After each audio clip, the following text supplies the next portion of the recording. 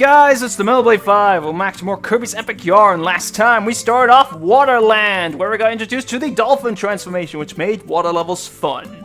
And now this time we're going to be continuing through Waterland by playing Secret Island, even though it's in the middle of the world map, which makes it very obvious and not hidden at all. But anyway, a cool little detail they added at the beginning of this level is that they show that you're shipwrecked on this island, so there's at least a reason why we are here.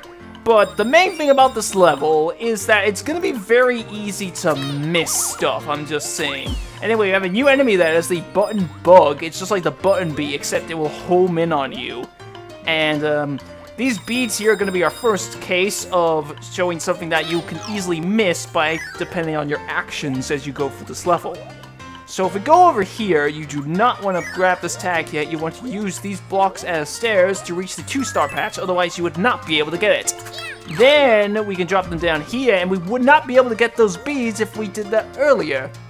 So now we can go in here, and fail to turn to the car again, and then I turn to the car when I don't need to, and get up here, and then we can go through there, and then if we go up this section, we can actually get some little extra stuff. So we go into the background here, you can just walk behind there, but if we go over here, we can find the secret alcove. That will give us a crystal star and a couple of beads, but you're very close to some spikes. Then, if we go through here, we're gonna have that button bug come after us, but they will get stuck in the ground just like button bees, which helps. Then, if we grab this, we can get the collectible here, which is the treasure rug, which... honestly, when I first saw that item, I thought it was an omelet. At least it looks more like an omelet than an actual omelet I once actually had, which looked more like scrambled eggs and tasted like shit. I was almost sick numerous times just trying to eat it. But anyway, enough of that story. We can move on in this level, and I have had to re-record this episode... well, this is my third time trying to do this episode because I have fucked up on previous attempts. I'll just say, the first time I played for this level, I fucked up on this section we are at right now. This section, we have Gordos that move up and down these ladders. You can get the beads there. If you go from the bottom, you can get all of them. If you go from the top, you'll end up missing the bottom one. And yeah, first time through, I hit one of the Gordos, fell down the bottomless pit, and Angie took a bunch of my beads, so I just decided to restart from there. And then, second time, I actually did also get hit, but I did not, fall down the bottomless pit, but I still lost a lot of beads to the bottomless pit. And then something happened later on, which we are about to come across right here, actually. So if we go down here... we can get these beads back here by going to the background here, but as you see, there's a bunch of blocks we can destroy. You got these Waldy with a spear, but even though, I swear to God, I have seen people able to grab the spear from them from up there, it would not work for me. Kirby would only grab their bodies, and thus I could only throw one at a time, and that fucked me up from getting the reward you get from taking out those blocks that we're about to see here. So we do that, and then we can actually drop Waddle Dees down here, and then grab their spear, and then destroy all of them, and that reveals this, which gives us a tag. Then now you could die, and then get through here before that one comes. So we gotta very slowly wait for this tag to follow up to us, and eventually we'll reach this fossil that we briefly saw earlier. And for using this tag, we bring the dead back to life! We resurrected a dodo bird, I think is supposed to be, and that'll take us to the second collectible, the totem pole. And then we move on, and I don't think there's really much more tricky stuff after this level. Oh wait, there is one thing I should mention. So we got another section here. We got the return of the balloon Waddle Dees that we saw all the way back in Big Bean Vine. We also have the platforms that we saw in Cool Cave, oddly enough, over here. If you just repeatedly jump on them, you should be fine. You want to use the Waddle Dees to get up to about here. Okay, so you do not want to take care of that Waddle Dee first. You want to take care of this one first. So grab his arrow. Go. Or not. All right. Grab his arrow. Take care of those blocks first. Then deal with the top one. Okay. All right. Grab your arrow in mid-flight. Then, through doing that, if we go back around here, then I will destroy you so you do not get in the way. Then we can climb up this ladder, and then we get the 3-star patch. And oddly enough, as you will see later, I'm just going to say this now, the 5-star patch is super easy to get. But they make the 3-star patch, like, near impossible. Not really near impossible, but they make it very cryptic to get, I guess. Because it's not very obvious what you're supposed to do! That was close. That was insane. Whoa. I almost burped. I actually literally just had tea up before recording this! Oh god, that was weird what happened there. Whew. I literally just had tea before recording this, and it was chilly as well, which makes me kind of gassy. So yeah, I feel like I'm about to burp. Which, if I do, I apologize. Anyway, we want to get up to the top here. Eventually, once we reach it again, you gotta manage, how long you stay on the Waddle Dees for, otherwise you are going to fall to your, well, quote-unquote death. More fall to your Angie saves you state. Anyway, this is the music track, the theme of Splash Beach at night, since it's the same music that we had back in Splash Beach during the day. So, alright, we go for here, got another button bug, destroy you! Oh, thank god, I thought the weight didn't work there for a split second. And then, I believe we're getting near the end of the level. Yes, we have these, flying squirrels, I think that's what they're supposed to be. But first we can get these, bees over here. And then, I don't think there's any threat left after this, so I'm just gonna say it. My streak is good on this level. Okay. So now we gotta take care of these blocks so we don't get knocked down, and then we gotta use these flying squirrels as platforms to progressively get up this section here. We also have these platforms. We briefly saw these back in Splash Beach. They didn't get used much there, but they're a little bit more beneficial to us here because we need to use them to get up. We can use this to create a platform for us to continue going up. And then we can move across. I can't go across there, but there are platforms over here. And there's the 5-star patch. It's right there. How would you ever miss that? Not only is it, like, you know, you see it, but you can just easily get it as well. It's so weird why they hit the 3-star patch so well, but had the 5 one be in plain sight. I don't get that. Anyway, now, let's hopefully, I can try to get 5 stars. I think I might be doing it a little bit too early, which is why I'm a bit late, and that's gonna go, okay, no, it didn't go over. I think I might have a better strategy here. Alright. So, anyway, now that we have done that, how long does this level take? Oh, just under 8 minutes! So yeah, I think I was kind of right to end off the last episode where I did, because well, especially if it went the same way as my first 2 attempts, then I would have been really pissed off, but alright. So then we got the Hearts patch. Alright, are we actually going to get the hot babes from this? We're in the beach level, there's probably going to be a lot of hot babes here. We need to get them. Throw it down as we go into the water.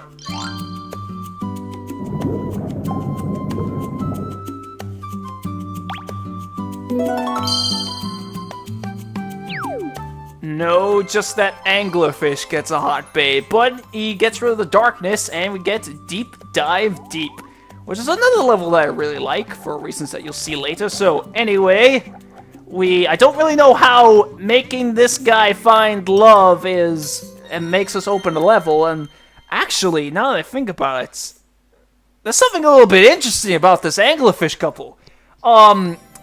A couple of, I don't remember how long ago this was, but a couple of months ago, it was sometime this year, I remember coming across a, it was, oh god, whew. I remember coming across, like, some kind of, it was a documentary on, like, sea life. I can't remember what it was called, though. I wasn't watching it was just on the TV at the time, and I just happened to see this. It's, in one section, it talked about anglerfish, and what it said was very interesting. And something that I'm pretty sure a lot of people don't know. The anglerfish that we're all aware of, you know, the ones with the lights on the head and the giant teeth, those are actually females. All of them are females. Male anglerfish are completely different. They are very tiny. Like, they are so small. And, like, the way they reproduce is that the males, like, they sort of attach themselves to the females' bodies. They, like, bite themselves or something on the sides. and then it activates some sort of hormones or something, so they're kind of like jerking her off in a way, and yeah, that's how they reproduce, and then the males die from reproducing, and what am I trying to say? The males die from reproducing, and then their dead bodies just stay there as husks attached to the female skin. And the males don't even have lights on their heads. They look like a completely different species of fish. So, if we're being scientifically accurate, since that anglerfish had a light on its head, goddammit, since that anglerfish had a light on its head, if we're being scientifically accurate here, that lanternfish couple would have had to have been a lesbian couple then, since the female, the quote-unquote female one, the pink one, had a light on its head as well. So that means both of them would have to be female, so technically they're a female couple. They're a lesbian couple. Take that, SJWs, you have lesbian representation. Oh yeah, so you thought Fire Emblem was the first Nintendo franchise to use same-sex couples. You were wrong! Kirby did it first! Anyway, we got this giant section where this giant anglerfish, although I believe they're called danglers based on the furniture item we just got. Oh god, comes up and it's like some sort of jaw sequence, and luckily we've got these water currents to push ourselves ahead. There are stuff that you can easily miss. I don't believe they put any collectibles during these sections. And then let's just get the hell out of here. There's a crystal star there, and I want that. God damn it, I'm gonna have to miss it. Okay, at least reach bronze rank, and he is stuck. And as you can see here, we are gonna return to our dolphin form, so things are gonna get much more interesting. Okay, so this section we can actually see what happens when Dolphin Kirby lands on the ground. See, I'm not holding the D-pad here, that's automatic. You just very slowly slide over to the next body of water, like I said in the last episode. So, god damn it. Okay, you need to dive out of the water to get these beads. Hopefully I can get gold rank, because I'm a bit miffed about missing that crystal star. Again, I feel like I'm about to burp. We had these giant eels. I didn't acknowledge them before because I was giving you random facts about anglerfish. That's the second furniture item just out in the open there, the mast. And shit, I got a comment from somebody telling me that I should read the furniture item descriptions more often because some of them are pretty funny. And I've been trying to do that. It just slips my mind because I just think I gotta make a move on with the level. I gotta kind of do this fast, knowing how stupid my capture card can be sometimes depending on the video length. I'm gonna have to use one to get out of there. That was close. Okay, we just made it to the silver rank. All these electric eels have beads trailing behind them. There's the music track. The music track is very close to the second furniture item. I think I might be missing something, so I'm gonna very slowly follow behind this eel as it goes down. And there are some beads over there. There's the free star patch. That was good for me to get. Gonna wait down here where it's safe, and then follow the one we were following earlier to go to our way towards the music track. Eventually, there we go. We get through here, and then we gotta get out of the way. Oh god! Oh, thank god! I've never actually seen what happens if Dolphin Kirby, or like Kirby just underwater in general, gets crushed. Theme from Deep Dive Deep. So I'm assuming Angie just shows up again, but I've never actually seen her underwater, so it's been interesting. Okay, we got another dangler here. And because we're in dolphin form, we can move much faster than we could beforehand. That was not good. We still get through here, and the game is slowing down tremendously. And it even makes passing through the changing your altitude, even though I know that's not the right term to use here. Good. Okay, so we got an upward section here. It's a little bit like the escape sequence from Metroid, except you got a giant creature following you the whole time, and we can jump on the crystal star, and you can do a flip. I've realized I'm kind of reminiscing on a lot of jokes that I love from like cartoons or something, but that's the whole do a flip line just always makes me laugh because of this one scene in an episode of Futurama where Hermes is like about to kill himself.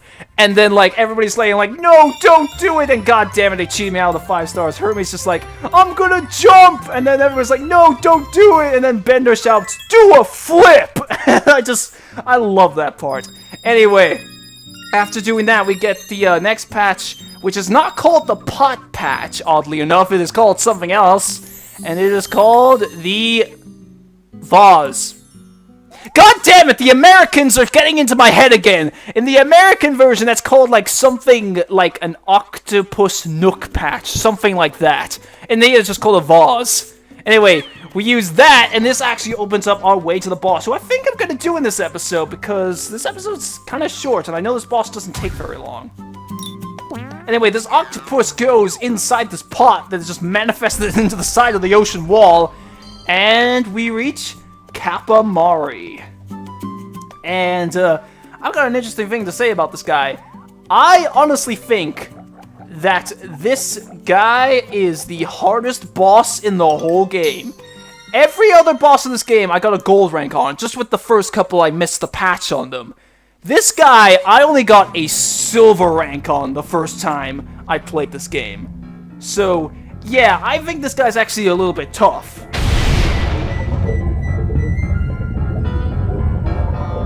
So as you see, he's a giant squid wearing a knitted cap. You want to use your whip, or not. You can grab his tentacles and then throw them back at him. That's actually the trick in order to get more beads in this fight, is to throw the tentacles at him. You want to undo the wool around his cap in order to reveal his weak spot.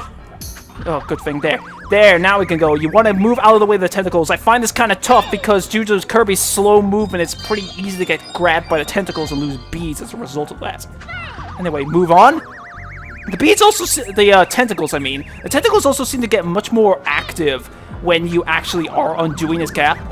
Okay, so that's what I recommend, is just trying to start doing it, but when they get close, stop. That's your best thing. I can still get more beads out of that, which is very nice. Okay, we're already at a bronze rank. Well, yeah, it's you would mostly think that the tentacles just wouldn't really do that much. Okay, it ran out of shit. God damn it. This fight does take a little bit of timing because you gotta worry about the tentacles coming for you. Especially if they... Oh, God. Especially if they try to come... Especially when they're close to you when you try to undo his cap. Oh, God. God damn it. I'm trying to grab it. Okay, there. Come on. Give me that... let me grab the cap. Come on, I'm so close to the end. There. Okay. Once we undo that first half, we can throw it at him. And then, okay, I already got beads out of him. So that's why I didn't get any there. Oh, God, that was close. Oh, okay. I don't think I can get any more beads just from throwing the thing at him. Come on. Yes. I always get nervous. That's my thing in games. Typically, I like even though I could potentially do something well, I sometimes just panic when things just don't exactly go the way I'm hoping them to. Oh, God, oh, God, they're backing me into a corner. Oh, God. Also, I gotta say, I don't think this music that they use during this boss fight is very underappreciative, just because it sounds almost Jaws-like in a sense. Anyway, once you get rid of his cap, he transforms from a giant squid to an octopus, and I did not mean to throw it at the ground there. He will cover the screen in ink, which makes basically just invisibility for him. You want to grab these, then that will get rid of these tentacles, and then he'll launch the remaining ones at them, so it helps you to escape. Once the ink goes away, he will send these little children. I believe these are called Capamari Juniors, actually. You want to get out of the way of them. You want to grab one of them, though, because he's going to pop out of these. There. Okay, I thought he was going to change his position, which is why I didn't do that immediately. But there, anyway, there's one more hit left until he's dead. It's actually a bit easier at this point, after you... So what am I saying? After you hit him, just for one reason and one reason alone, which I'll say later. You also get some beads from these bubbles they shoot out. I've got enough for the patch, which is good. But I'm going to get beads for the hell of it now. Alright. So he's going to repeat what he did before. And come on. So yeah, we're going to try and get these tentacles. Hopefully. Oh, God. Get out of the way! Whew. That was close. Anyway, yep. It's going to go away. I want to grab one of the Capamari Juniors. Oh, that was close. So we can get out of the way here. They gotta wait for him to show up. The reason why it's easier this time is because you can more clearly tell where he is because of the worn down fabric on him. And we killed him!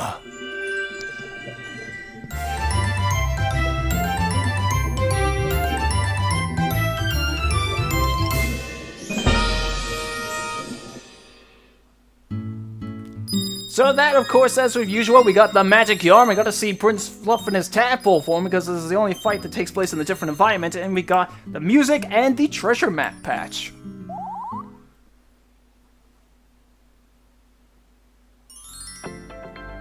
We did it! We got a piece of the magic yarn. The magic yarn shimmered and spiraled and swirled high into the sky.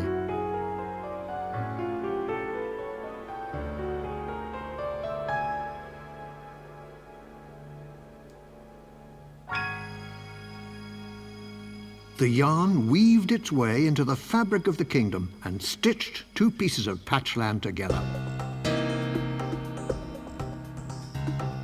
Back in Dreamland, it was total chaos over at Castle DDD.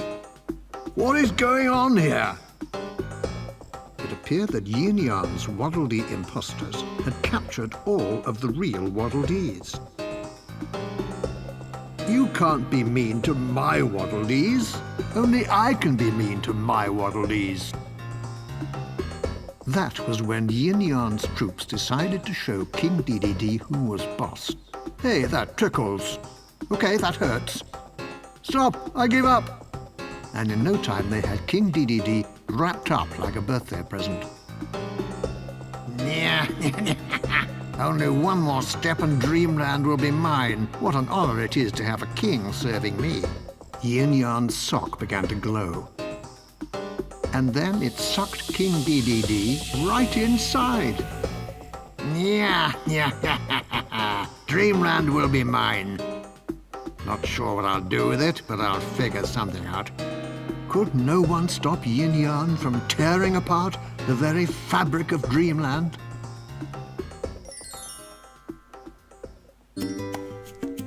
And with that, we have opened up the next world, which is Snowland. Again, it takes, I swear, don't remember it taking this long for the names to load up. But anyway, with that, I'm gonna end off here because that's 22 minutes. I could have done that boss fight much faster though if I wasn't so much of a pussy. Okay, so next time on Kirby's Epic Yarn, we're going to be dealing with the bonus levels of Waterland. If you enjoyed this video, please like, comment, and subscribe. Let me know you're enjoying this, and I'll see you guys next time.